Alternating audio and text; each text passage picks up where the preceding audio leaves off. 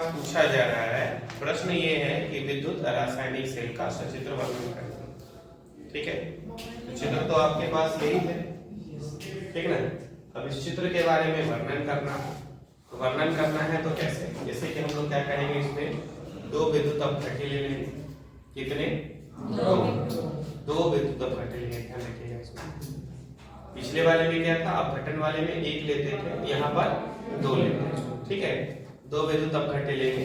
एक में हम लोग क्या करेंगे, जैसे एक पात्र में हम लोग Zn का विलयन ले रहे हैं, तो उसमें Zn का ही हम लोग छड़ डालेंगे। किस रूप में? एक इलेक्ट्रोड के रूप में। किस रूप में? इलेक्ट्रोड के रूप में। Zn के विलयन में Zn की छड़ डालेंगे, जो एक इलेक्ट्रोड अर्थात एनोड की तरह कार्य करेगा। दूसरा विलयन जो हम लोग लेंगे, उसमें CuSO4 का विलयन होगा। CuSO4 का विलयन होगा, जिसमें Cu की छड़ है। ठीक है, यानी अगर यहाँ FeSO4 लेते तो FeSO4 का होता है, ये Fe की छड़ होती, यानी आयरन का। अगर CuSO4 लिए तो Cu का ही छड़ डाल करके इसमें हम लोग अभिक्रिया को कराएंगे। दरअसल रासायनिक अभिक्रिया में क्या होता है कि रासायनिक सेल के अंतर्गत हम लोग देखें तो रासायनिक अभिक्रिया कराकर विद्युत ऊर्जा को उत्पन्न किया जाता है। रासायनिक अभिक्रिया करके विद्युत ऊर्जा को उत्पन्न किया जाता है, उसी के बारे में हम लोग जानते हैं। उसके बाद फिर देखिए कि यहाँ से क्या हो रहा है कि इलेक्ट्रॉन जैसे यहाँ से निकल रहा है। ठीक है, इलेक्ट्रॉन यहाँ से, यानी कि जब इसके अंदर रासायनिक अभिक्रिया होती है तो जिंक क्या है, पॉजिटिवली चार्ज पार्टिकल्स आप देख ही रहे हैं, और ये क्या होता है कि इलेक्ट्रॉन का त्याग करता है। जिंक इलेक्ट्रॉन को त्याग कर रहा है, तो क्या हो रहा है, वो इलेक्ट्रॉन यहाँ से होते हुए इधर से होते हुए इधर की ओर, ठीक है, कैथोड की तरफ आएगा। कैथोड की तरफ आएगा ना, इसमें इलेक्ट्रॉन को दान करने की क्षमता है, त्याग करने की क्षमता है। इलेक्ट्रॉन क्या होगा, इधर से होते हुए इधर तक आएगा। लेकिन कॉपर में क्या होता है कि ये इलेक्ट्रॉन को ग्रहण करने की क्षमता इसमें नहीं होती, इसमें भी इलेक्ट्रॉन को त्याग करने की क्षमता होती है। ये तो समस्या वाली बात हो जाती है। ऐसी स्थिति में क्या होता है कि इलेक्ट्रॉन जो इधर से सभी आएंगे, इलेक्ट्रॉन जो सभी इधर से आएंगे, वो क्या होता है, आने के बाद एक स्थिति ऐसा आएगा कि सारा का सारा इलेक्ट्रॉन इसके ऊपर आकर के जमा हो जाएगा। क्यों?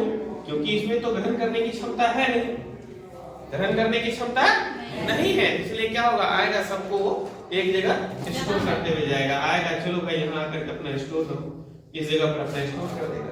लेकिन इसकी स्थिति क्या होगी कि जब इसमें से इलेक्ट्रॉन निकलने लगेंगे तो इसकी स्थिति क्या हो जाएगी, ये कुछ इस तरीके से लेकर के, इस तरीके से लेकर के खत्म हो जाएगी। होगा कि नहीं होगा? और एक स्थिति ऐसी आएगी कि ये पूरी तरह से खत्म हो जाएगा और इधर आकर के ये बढ़ जाएगा, इलेक्ट्रॉन ज्यादा से ज्यादा हो जाएगा। और उस स्थिति में क्या हो जाएगा, ये जो रासायनिक सेल की जो अभिक्रिया होगी वो तो रुक जाएगी, है कि नहीं। रासायनिक सेल की जो अभिक्रिया ये जो हो रही है वो क्या हो जाएगी, रुक जाएगी। तो ऐसे में फिर ये सेल काम करना बंद कर देगा। लेकिन ये सेल काम करना बंद ना करे, इसलिए हम लोग क्या करते हैं, इसमें एक यू आकार की नली लगा देते हैं। किस आकार की? यू आकार की एक नली लगा देते हैं। इसको हम लोग कहते हैं लवण सेतु। क्या कहते हैं?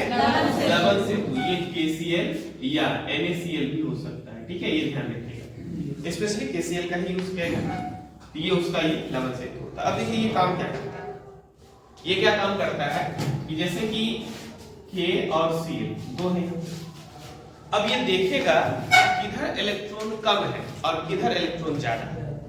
इधर इलेक्ट्रॉन ज्यादा, तो ये क्या करेगा, इधर से इलेक्ट्रॉन रिसीव करेगा और इधर इसको भेजते हुए जाएगा।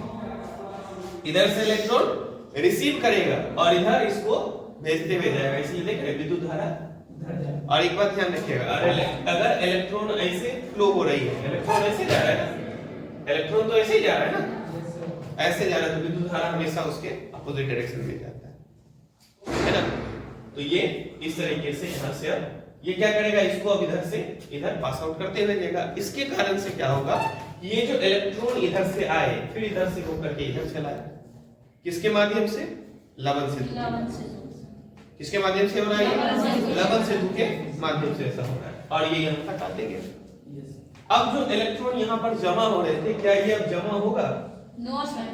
अब वो जमा होगा? नहीं होगा। ठीक है। अब वो क्या होगा कि अब वो इधर से आया और इधर होकर के फिर इसके माध्यम से यहाँ करके चला गया। इसको अब खत्म हो रहा था, क्या ये खत्म होगा? नहीं, ये पूरा अपना जो है जैसा है उसका अस्तित्व बना है ना।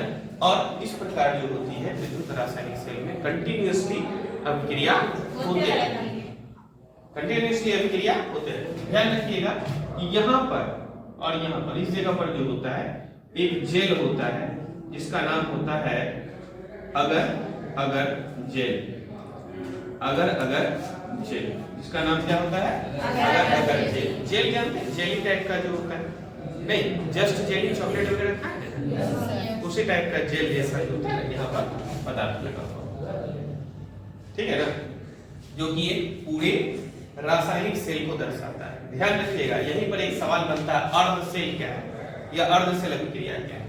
अर्ध सेल अभिक्रिया का मतलब ये हुआ ये दोनों मिला के पूरा इसका आधा हिस्सा जो हुआ या तो इधर या तो इधर, उसको क्या कहेंगे? अर्ध का मतलब ही आधा।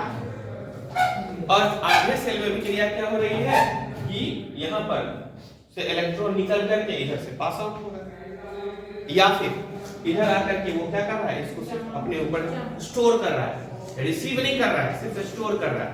रिसीव करता तो फिर ये लवण सेतु को देने की आवश्यकता ही नहीं है कि नहीं? रिसीव अगर करता तो लवण सेतु देने की आवश्यकता नहीं थी। वो क्या कर रहा है यहाँ लाकर के स्टोर कर रहा है, और जिसके कारण क्या हो रहा था कि इसका अस्तित्व समाप्त होते जा रहा था। तो हमने क्या किया इस जगह पर लवण सेतु का उपयोग, और लवण सेतु क्या करता है उसको बैलेंस कर देता है। क्या करता है? बैलेंस। अच्छा एक चीज और देखिए, अगर ये लवण सेतु को ना डाले तो लगेगा ना ये अलग है ये अलग है, यानी इस पूरे अभिक्रिया को या पूरे सेल को पूरा करने में भी मदद कौन करता है? लवण सेतु। दोनों को जोड़े रखने का काम करता है। अगर ये लवण सेतु नहीं होगा तो क्या दोनों जुड़ेगा? नहीं।